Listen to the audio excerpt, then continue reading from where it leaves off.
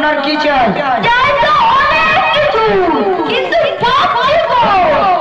যেমন ধরুন ভালো খেতে চাই, থাকার জন্য ঘর চাই, বাঁচার জন্য চাকরি চাই। চুপ করুন, আপনার যে সমস্যা সেটা বলুন। সমস্যা কিছু আছে দারোগা বাবু? যেমন রাস্তা আছে, কিন্তু প্রচুর কাদা, বাঁধ আছে, ঘাট নাই, সোলার লাইট আছে, চলে নাই, ছাত্র আছে, পড়ে নাই, পান্ডা আছে, যাত্রী নাই, শুধুই আলোচনা। দারোগা বাবু, যদি আলোচনার আলোটাই নিভে যায় তাহলে কি থাকলো হুজুর? বেশি বাজে কথা বলবেন না। আপনি জানেন কোথায় এসেছেন? এটা পুলিশ স্টেশন।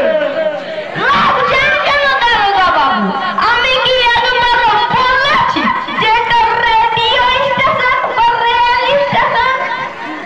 চুপ করুন, বলুন আপনার কি হয়েছে? আবার কি আর বাকি আছে দারোগা বাবু? কাশি তো আছে, তার সাথে ঘুষঘুষে জ্বর, মাথা ব্যথা, কান ব্যথা। আমি ডাক্তার নন।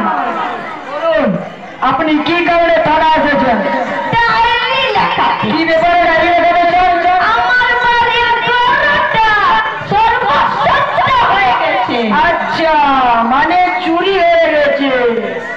বেশ, আপনার নাম বলুন। পদ্মা, অল্পে পদু, অল্পে পদ্ম। তখন থেকে আপনি কি আর বের করছেন? খবরের কাগজে এরকমই লেখা হয় দারোগা বাবু। এটা খবরের কাগজের অফিস না, এটা থানা। আমি জিজ্ঞাসা করছি আপনার ভালো নামটা বলে।